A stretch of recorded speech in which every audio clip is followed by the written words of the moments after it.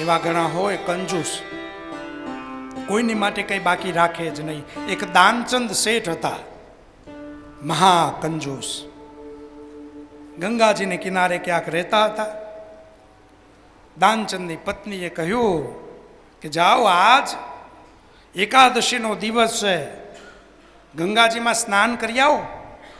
દાનચંદને થયું કે જો અત્યારે ગંગાજીમાં સવારમાં કે આ મને મોકલે છે ને સ્નાન કરવા જઈશ તો ગંગા કિનારે તો ઘણા બધા પંડાજી બેઠા હશે, મારે એને કંઈક આપવું પડશે, આ તો નુકસાન થશે. માટે મારે અત્યારે નહીં, વહેલી પરોઢે કોઈ ન હોય ને ત્યારે સ્નાન કરી આવું, ડૂબકી મારીને ફટાફટ ઘેર આવી જાઉં. અને દાનચંદ શેઠ ગયા વહેલી સવારે પરોઢીએ ગંગાજીમાં ડૂબકી મારવા કે કોઈ હોય નહીં. પણ ભગવાન જાણ્યું કે આજ દાનચંદ પાસેથી કાંઈક તો લેવું છે. એટલે ભગવાન એક પંડાનું રૂપ લઈને આવ્યા. અરે જજમાન, आज कुछ दे दो. अरे अभी तो कुछ नहीं है. अरे आज एकादशी है, कुछ तो देना पड़ेगा. देखो हमारा पूरा भंडारा करोगे नो 5,000 होगा, ज्यादा नहीं. હવે આ 1 रुपयो न खर्चे ने 5,000 ની વાત. अरे 5,000 इतना ज्यादा, इतना तो मैं नहीं दे सकता. भगवान कहने लगे कोई 5,000 नहीं दे सकता है, कोई बात नहीं, 1,000 ही दे दे, 1,000 दे दे. अरे नहीं नहीं नहीं, इतना ज्यादा तो मैं नहीं दूंगा, 1,000 भी ज्यादा है. अरे चल छोड़, 1,000 भी जाने दे, 100 रुपया तो दे दे, मुझ अकेले का भोजन हो जाएगा. नहीं नहीं नहीं, मैं तो 100 भी नहीं दूंगा. भगवान बोले चल जा, छोड़ दे, 100 रुपया भी नहीं लेता, 1 ढेला तो दे दे, 1 ढेला में मेरा हो जाएगा. पर यहाँ मैं कहा ढेला लेके आया हूँ, ढेला तो घर पे होता है. कोई बात नहीं, मैं घर पे आता हूँ, चल. भगवान के तेरे घर पे आके मैं ले जाऊंगा, बता तेरा घर कहाँ है. सोचा कि घर का, दानचंद ने सोचा कि घर का एड्रेस देता हूँ, घर पे थोड़ा आएगा 1 ढेला लेने के लिए.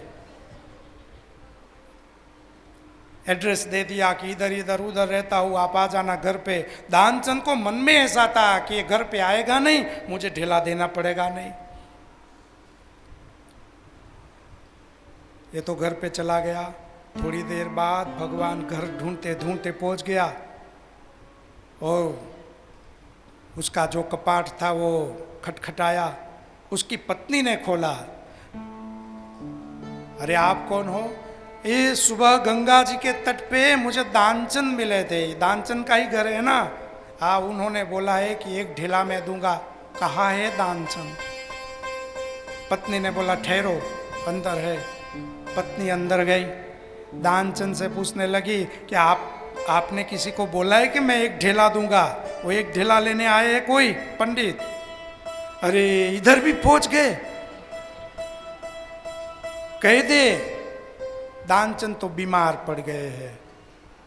पत्नी ने आके बोला, पत्नी ने वो कह दिया कि दानचंद तो बीमार है, आज ढेला नहीं देंगे. भगवान ने सोचा बीमार है तो देख ही लेते हैं.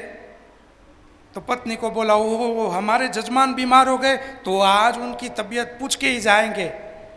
बताओ बताओ कहाँ है, उसकी खबर ही पूछ लेते हैं, ढेला मिले न मिले, दानचंद की तबीयत के बारे में पूछ लेते हैं. ठहरो, पत्नी अंदर गई. वो तो आपकी तबीयत पूछने अंदर आने को बोलते हैं. तो ये बड़ा दानचंद था ना, होशियार था, उसको वो श्वास रोके रखने की विद्या भी आती थी. श्वास रोक लिया और बोल दिया, कह दे कि मेरा पति तो मर गया. तो आके पत्नी भी आके कहने लगी, देखो रोने लगी, वो भी नाटकीय थी और बड़े आंसू से रोने लगी. कहने लगी कि मेरे पति तो गुजर गए, बीमार तो थे, अभी अभी उनका देह त्याग हो गया. भगवान बोले एक ऐसा आदमी 1 ढेला न देने पड़े इसलिए मरने को तैयार हो गया. कोई बात नहीं, मरने को तैयार हुआ है तो हम भी भगवान है, छोड़ेंगे नहीं. भगवान कहने लगे ओ हमारे जजमान का मृत्यु हो गया तो अब तो उसकी चिता हम जला के ही जाएंगे. हमारे जजमान थे ना, हमारे जजमान थे, उसकी चिता जला के ही जाएंगे। भगवान गए उसके पास, वो पड़ा था, श्वास रोके रखा था। देखा कि फिर तो उसका सब कर्म भगवान खुद करने लगे।